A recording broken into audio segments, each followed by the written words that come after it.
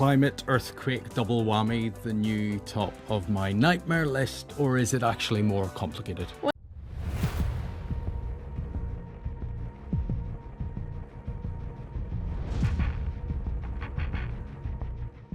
There are secrets that time itself has chosen to conceal until the exact moment they are meant to be revealed. At the very place where Jesus Christ once stepped into the waters to be baptized, the Jordan River is now telling a different story, a story of an ending. A mysterious object has just emerged from the deep layers of mud, carrying markings that scholars believe could be a final message for humanity. And as the ground beneath this sacred river begins to fracture, a chilling question arises. If what is written in chapter 6 of the book of Revelation about a great earthquake and the shifting of mountains is true, how much time do we really have left? Leave a like, share, and subscribe to stay with us until the end, because what you're about to see may completely change the way you see this river forever. Look at the Jordan River today. What was once a powerful current flowing through history has now become stretches of dry, cracked mud with fissures running for miles. This is not just an ordinary drought. In the area of Qasr al-Yahud, believed to be the very place where Jesus Christ was baptized, the ground itself seems to be opening up. Massive sinkholes are appearing without warning, swallowing everything and exposing a chilling emptiness beneath the earth's surface. In chapter 6, verse 12 of the book of Revelation, it is written, "There was a great earthquake." Biblical scholars suggest that, before a global upheaval, the earth would experience what can be described as birth pains. The fractures spreading across the Jordan Valley, part of one of the largest fault systems on Earth, are seen by some as a clear sign. As the sixth seal begins to stir, the ground we once trusted is no longer stable. It trembles, signaling a shift far greater than anything humanity has known. Why would the most sacred river be the first to bear these fractures? Many believe the Jordan is more than water, it is a bridge between heaven and earth. And when that bridge begins to dry and crack, it may mean the veil between reality and judgment is being torn away. These fractures are not only in the land, they are appearing within the fragile structure of the world itself. Do you believe this is merely a coincidence of geology? Or can you sense the earth groaning under the weight of prophecy? When you look closely at these cracks, what do you see, a natural disaster or the approaching footsteps of the judge? As the waters of the Jordan River recede, this sacred valley reveals more than dry, cracked earth. It uncovers a chilling truth: ancient burial grounds and the remnants of civilizations lost for thousands of years. In the region of Jerash and surrounding areas along the river basin, the retreating waters have exposed mass graves dating back to the time of the Justinian plague, silent witnesses to a devastating era in the distant past. The ground, once believed to be the final resting place of these remains, now seems forced by an unseen hand to release what it has long concealed. Ancient bones and the ruins of forgotten temples rising from the mud are not merely archaeological discoveries, they are symbols of a world order beginning to unravel. In verse 14 of chapter 6 inches, the book of Revelation, a powerful vision is described. The sky was rolled up like a scroll, and every mountain and island was removed from its place. The transformation of the Jordan River, revealing its deepest hidden secrets, reflects this very image. When the sixth seal is opened, there is no longer any barrier between past and present, between mystery and truth. The shifting of land, the exposure of what was buried, these mark the beginning of a great reckoning. What was hidden in darkness is now being brought into the light, bearing witness to the end of an age. But this prophecy speaks not only of physical upheaval, it points to a complete unveiling of the human soul. In Book of Revelation 6:15, when these signs appear, kings and servants alike seek refuge in caves and rocks, unable to withstand the light of truth being revealed. The uncovered graves along the Jordan stand as a stark reminder. Before the judge, no tomb is deep enough, no river wide enough to conceal what lies within humanity. We are approaching a moment when the veil between the temporal and the eternal is torn apart, and every hidden truth is brought into the presence of the Most High. The drying of the Jordan River is like an hourglass in motion time, slipping rapidly toward its final moments. It forces each person to confront truths long ignored or buried. This is no longer speculation. It is the movement of history itself, aligning with warnings that have echoed through Scripture for generations. It is not only the ground that is fracturing, even the sky above the Jordan River is beginning to send signals that cannot be ignored. In recent years, the Jordan Valley has increasingly been engulfed by deep red dust storms, filtering sunlight through thick layers of particles and casting a blood-like hue over the entire Jordan River. Standing along its banks during these moments no longer reveals the clear blue skies typical of the Middle East. Instead, the atmosphere turns dark and heavy, where sunlight appears weak, dimmed, and almost mournful. This is not merely a meteorological anomaly, it feels like a precise reenactment of visions long described in ancient warnings. In chapter 6, verse 12 of the book of Revelation, it is written, "The sun turned black like sackcloth, and the whole moon turned blood red. The darkened, crimson sky above the Jordan mirrors this sequence with unsettling accuracy." According to the prophecy, even the stars of the sky would fall to the earth like unripe figs shaken loose by a violent wind. The image of the Jordan River, once seen as a river of spiritual light, now lying beneath a shadowed sky, suggests that even the heavens themselves are being shaken. When the order of the sky begins to falter above such a sacred place, it signals that the boundary shielding humanity is thinning, making way for something far greater. There is a deeply unsettling connection between the retreat of the river's waters and the dimming of the light above.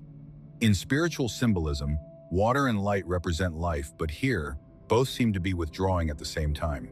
Book of Revelation 6:13 speaks of stars falling, and in this lowest region on earth, the sense of a collapsing sky feels more real than ever. The eerie silence above the drying river suggests that a season of grace may be closing. When a blood-red moon reflects upon the last remaining pools of water, it is no longer a poetic scene, it becomes a visual echo of judgment imprinting itself onto human memory. What is unfolding above the skies of the Jordan River is like a final message written in light and shadow. This is not just extreme weather, it feels as though the pages of Revelation are being turned before our eyes. The question remains, is nature crying out, trying to awaken those still asleep before the last light finally fades? If this message speaks to you, take a moment to like and subscribe and leave your prayer in the comments so we can stand together in faith. While the world views the Jordan River as an ecological disaster, behind closed doors, global powers are fiercely competing for the last remaining drops of water. Military fortresses, massive dams, and billion-dollar technological projects are rising along the valley of the Jordan River in an effort to control its fading flow. Humanity, with all its pride in science and political power, is trying to fix what it believes to be a natural crisis. Yet these efforts seem like a fragile resistance against a far greater process unfolding. In this lowest place on Earth, human power is being exposed for what it truly is: limited and ultimately powerless before the judgment of time. Chapter 6 of the book of Revelation paints an unmistakable picture of this moment. The kings of the earth, the princes, the generals, the rich, the mighty, hidden caves and among the rocks of the mountains. The growing tension over the waters of the Jordan River may be setting the stage for that very scene. When the sixth seal is opened, wealth, armies, and status will no longer serve as protection. In this land of caves and cliffs, even the most powerful may one day fall to their knees not to beg for water, but to seek refuge from what they cannot escape. The drying of the Jordan River is not only taking away water, it is stripping away humanity's illusion of control. We have built our confidence on unstable ground, and now that ground is shifting beneath us. The inability to restore such a symbolic river stands as a powerful reminder. When heaven signals, no earthly decree can reverse it. The unrest and anxiety surrounding this region reflect a deeper realization. Humanity is running out of places to hide from truths long denied. The image of the strongest figures trembling before a drying river and a darkened sky reveals something undeniable. The sixth seal does not discriminate. It levels every hierarchy, leaving only the soul standing before its creator. The Jordan River no longer flows to sustain the body, it stands still as a mirror to the soul. The question remains, will you hide in the temporary caves of this world, or will you stand firm in faith when the final shaking comes? Faced with the depletion of the Jordan River and the geological changes occurring there, how have modern scientists explained them? Hydrologists present charts on climate change, while geologists point to the shifting of the Dead Sea Transform Fault System, one of the largest fractures in the Earth's crust running through the valley of the Jordan River. They explain that the river's decline is the inevitable result of overexploitation and long-term drought cycles. These explanations are grounded in solid science, and we cannot dismiss the importance of understanding the world through data. Yet even when all the numbers are accounted for, a deeper question remains.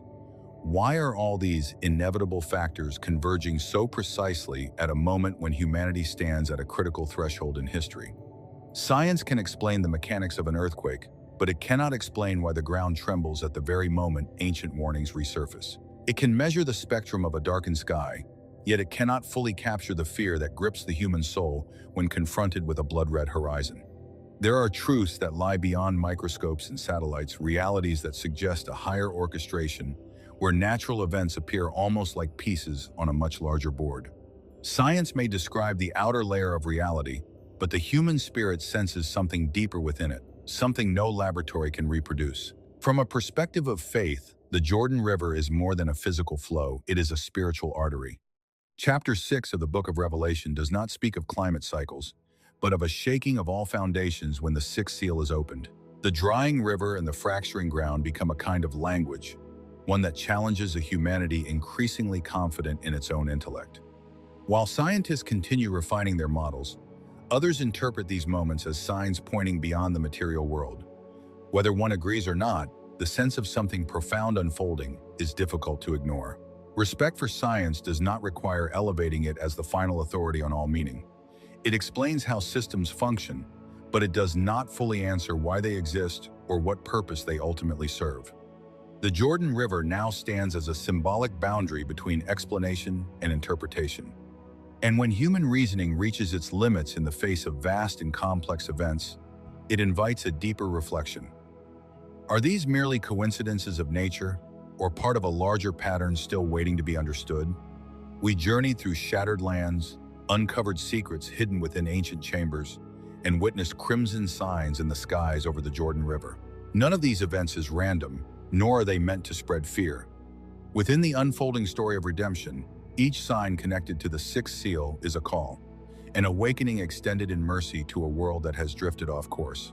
The river may be losing its physical waters, but something deeper is being released, a spiritual current stronger than ever before. And as the world trembles, the real question is no longer, when will this happen? But where does your soul stand when it does? Even if the world shakes and the heavens seem to fold in upon themselves, those who place their trust in Him will not be abandoned. What appears as judgment to the world becomes a promise of restoration for those who remain watchful. Do not look at the drying river with despair, see it as a sign that the moment of encounter is drawing near. This is the time to lay aside worldly burdens, to heal the fractures within your own heart, and to return to the source of eternal life. Right now, wherever you are, take a moment and join in this prayer. Lord, I recognize your signs both in the Jordan and in my own life. Forgive me for the times I have been consumed by temporary things and ignored your calling. When the earth trembles, strengthen my faith. When the sky grows dark, let your light guide my path. Protect my family and me in the midst of these shifting times. Amen. If something within you has been stirred by what you've seen, leave an amen or share your own prayer in the comments. And pass this message on, let it be a light to someone who may need to awaken. May a peace beyond understanding be with you, now and in the days to come. A narrative history of cosmic judgment and transformation.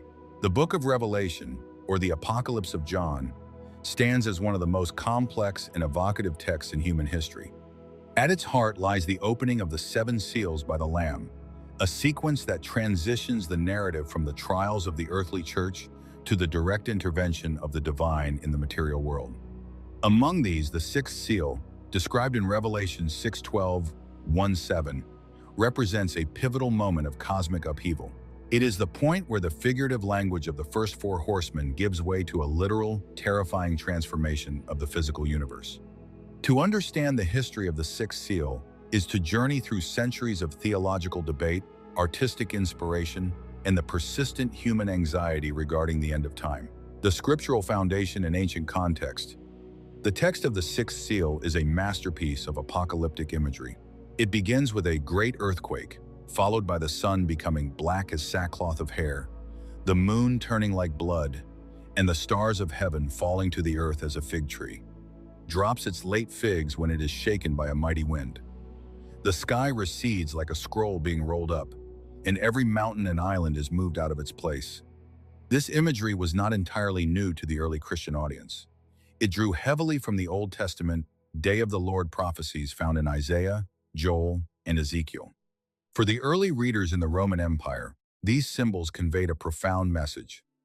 The seemingly eternal and unshakable power of Rome, and indeed the physical world itself, was subordinate to the Creator.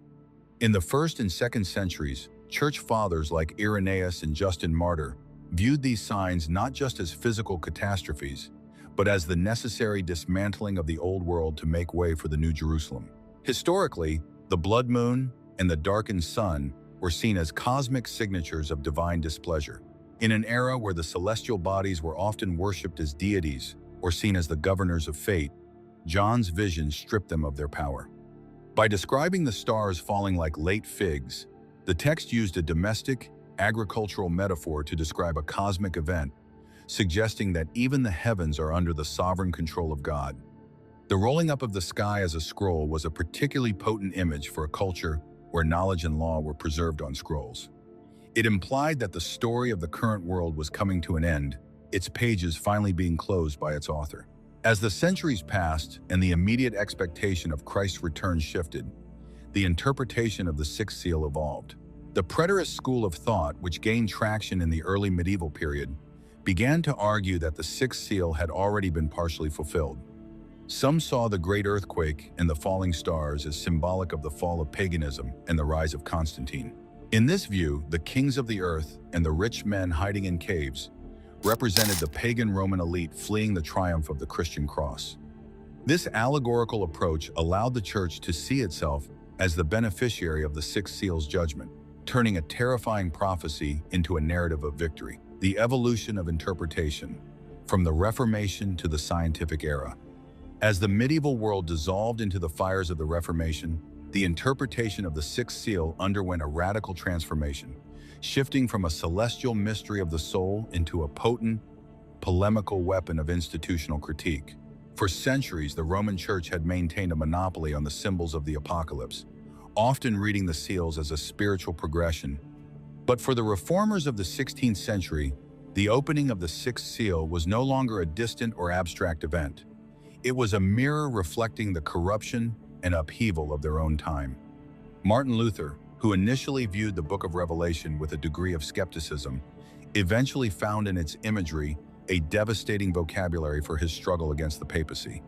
To Luther and his contemporaries, the sun becoming black as sackcloth and the moon turning to blood were not necessarily physical events in the sky, but spiritual catastrophes within the church.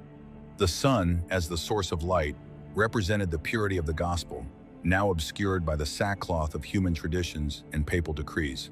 The moon, reflecting the sun's light, represented the church itself, now stained by the blood of martyrs and the corruption of its original mission.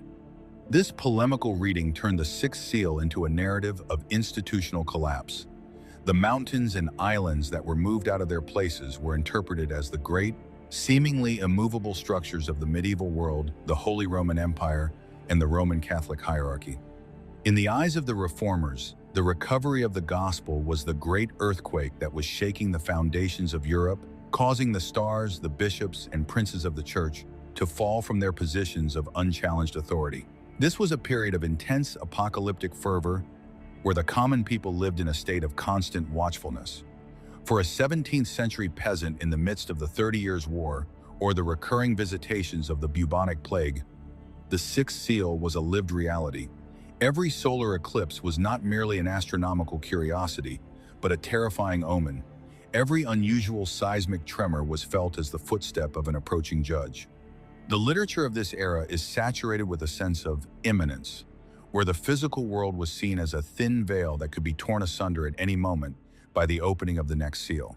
However, as the 17th century gave way to the 18th, a new and formidable challenge arose to this prophetic worldview: the Enlightenment. The Age of Reason brought with it a spirit of rationalism that sought to demystify the cosmos. Skeptics like David Hume and Voltaire began to dismiss the imagery of the sixth seal as poetic hyperbole, the product of ancient, fevered imaginations, rather than a blueprint for reality. The stars falling like figs was viewed by the new intellectual elite as a charming but scientifically impossible metaphor. Yet the sixth seal did not fade into obscurity. Instead, it adapted. This period gave birth to the historicist school of interpretation, an intellectual attempt to save the prophecy by anchoring it in the newly discovered laws of history and nature. Rather than seeing the seal as a purely spiritual event or a far future catastrophe, historicists began to look for specific, documented historical events that could serve as a literal fulfillment of John's vision. The defining moment for this new scientific apocalypticism occurred on the 1st of November 1755 with the Great Lisbon earthquake. This cataclysm, which remains one of the deadliest and most widespread seismic events in history, shook the very soul of the Enlightenment. It was an event of such terrifying scale that it forced a convergence between theology and geology. To the clergy and the prophetic students of the 18th century, Lisbon was the great earthquake of the sixth seal. They pointed to the fact that the shock waves were felt as far away as Scotland and North Africa, and that it was followed by a darkening of the sun due to volcanic ash and atmospheric disturbances, and a moon that appeared blood red through the haze of debris. For the first time, the sixth seal was being analyzed with the tools of modern observation.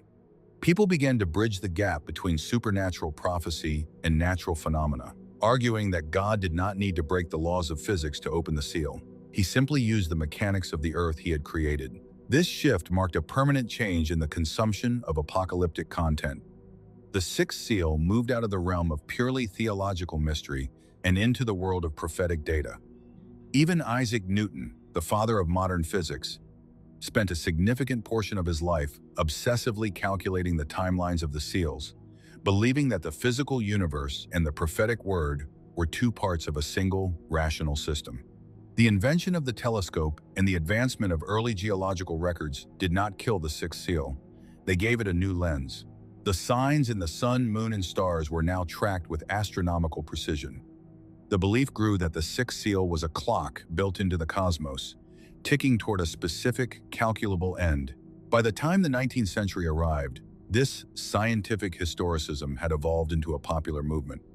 The dark day of 1,780 inches New England and the spectacular Leonids meteor shower of 1,833 were immediately seized upon by millions as the literal darkening of the sun and the falling of the stars described in Revelation 6. The sixth seal had become a focal point for a world that was becoming increasingly obsessed with evidence and literalism. This perspective has proved remarkably resilient, persisting into the modern era where blood moon tetrads and solar eclipses are frequently linked to the seals by popular media. It reflects a deep-seated, persistent human desire to see the divine hand not just in the spirit, but in the very mechanics of the universe, a hope that even in the midst of cosmic upheaval, there is a rational plan and a sovereign author behind the chaos. The transition from the Reformation to the scientific era thus ensured that the sixth seal would remain relevant to a modern world, transforming it from a medieval nightmare into a modern mystery that invites us to look at the stars and wonder if they are about to fall. Modern anxiety and environmental prophecy. As we navigate the complexities of the 20th and 21st centuries, the sixth seal has undergone a profound metamorphosis, shifting from a celestial mystery to a terrifyingly plausible blueprint for global catastrophe. In the modern era, the futurist school of interpretation, which has gained massive traction within evangelical circles and popular culture alike, posits that these cosmic disturbances are not merely symbolic, but literal physical benchmarks of a future period known as the Great Tribulation. This shift in perspective is not just theological, it is a cultural reaction to the unprecedented power humanity now wields to destroy itself. Where ancient readers saw the hand of God in the darkening sun, modern eyes often see the grim shadow of the Anthropocene, where the prophecy provides a chillingly accurate vocabulary for our most contemporary fears. Under this lens, the stars falling to Earth like late figs are no longer viewed as literal celestial bodies, which we now know to be massive suns millions of light years away, but as something far more terrestrial, intercontinental ballistic missiles, ICBMs, or the kinetic bombardment of orbital weaponry. The Great Earthquake is reimagined as the global seismic shock of coordinated nuclear detonations, and the sun becoming black as sackcloth is interpreted as the terrifying onset of a nuclear winter, where soot and ash choke the atmosphere for years. Even the sky receding like a scroll finds a technological parallel in the blinding flash of a thermal pulse or the catastrophic thinning of the ozone layer. In this interpretation, the sixth seal is less about a sudden divine miracle and more about the inevitable harvest of human violent ingenuity. Furthermore, the sixth seal has found a powerful and unique resonance within the emerging field of environmental theology. As we witness the literal drying of great ancient lifelines, most notably the Jordan and Euphrates rivers, modern believers and ecological thinkers alike frame these events as the birth pains mentioned in eschatological texts. The shrinking of these waters is not seen as a mere environmental glitch, but as a profound spiritual signal. The prophecy has evolved from a narrative about the end of the world into a stark discourse on human accountability. It suggests that the opening of the seal might be triggered by our own ecological mismanagement, a divine allowance of the consequences of our greed to finally come to fruition. This leads to the most biting social critique found within the text. The image of the rich men, commanders, and mighty men fleeing to the caves and rocks of the mountains. In the 21st century, this imagery has found a literal equivalent in the bunker mentality of the ultra-wealthy. We see billionaire tech moguls constructing elaborate, high-tech underground citadels in remote locations like New Zealand, stocking them with years of supplies to survive a societal collapse. The sixth seal mocks this human hubris, pointing out the utter futility of wealth when the very foundations of the earth are shaken. It serves as a reminder that whether the catastrophe is a direct divine decree or a self-inflicted ecological collapse, the social hierarchies of man offer no refuge. When the mountains are moved from their places, no amount of gold or encrypted data can provide security. Ultimately, the modern reading of the sixth seal has moved us from a state of religious awe to one of existential dread. It forces a confrontation with the reality that we are no longer passive observers of the cosmos, but active participants in its potential undoing. The ancient scroll of Revelation continues to be rolled up and opened anew by each generation. But for us, it stands as a mirror reflecting a world where the line between divine judgment and human consequence has become hauntingly thin. Cultural legacy and the universal search for meaning. Beyond the sanctuary and the theological lecture hall, the sixth seal has carved an indelible path through the collective human imagination, manifesting as a cornerstone of Western art and culture. This is perhaps most viscerally seen in the works of Albrecht Dürer, whose late 15th century woodcuts transformed John's complex prose into a stark, visual reality for the masses. Dürer's Apocalypse series captured the frantic energy of a world in mid-collapse, where the technical precision of his lines mirrored the perceived precision of divine judgment. Centuries later, during the Romantic era, artists like John Martin took this vision to a cinematic scale. In his masterpiece, The Great Day of His Wrath, Martin utilized an abyssal palette of crimsons and blacks to depict the literal tearing of the earth. These works do more than illustrate a story. They evoke the sublime, that overwhelming aesthetic experience, where the observer is caught between the crushing weight of terror and the breathless peak of beauty. It is an encounter with a power so far beyond human comprehension that it renders all earthly status, king and slave alike, utterly insignificant. In the realm of literature, the motifs of the sixth seal, the blood moon, the black sun, and the receding sky, have evolved into a universal shorthand for the end of an era. We see this influence stretching from the high-stakes cosmic battles of John Milton's Paradise Lost to the bleak, ash-choked horizons of modern dystopian fiction. When a novelist or a filmmaker depicts a sky that has turned wrong, they are reaching back to the sixth seal to signal an ontological shift, the moment when the old world dies to make room for the new. These symbols serve as a cultural memento mori, reminding a confident civilization that its foundations are more fragile than they appear. Ultimately, the history of the sixth seal is the history of the human heart grappling with its own finitude. It is the narrative of our struggle to find meaning in a universe that is both terrifyingly vast and temporary. Whether interpreted as a past historical event, a symbolic spiritual struggle, or a future physical catastrophe, the sixth seal forces an unavoidable confrontation with the day of the Lord. It poses the ultimate existential question found in Revelation 6:17. For the great day of his wrath has come, and who can stand? This question strips away the masks of wealth, power, and intellect, leaving only the bare soul. The enduring legacy of this prophecy is not found in the futile attempt to map it onto a calendar or to prove the literalism of its falling stars. Instead, its power lies in its ability to make us look up at the night sky and wonder about our place in the grand, unfolding narrative of existence. It remains a timeless call to readiness, a reminder that the physical world we inhabit is merely a scroll that will one day be rolled up, revealing the deeper, more brilliant reality that has always resided behind the veil of the material. In the end, the sixth seal is not just about the destruction of the world, but the unveiling of the truth. Thank you for watching this video to the end. If this story made you think, don't forget to like, share, and subscribe to the channel to stay with us for the next revelations.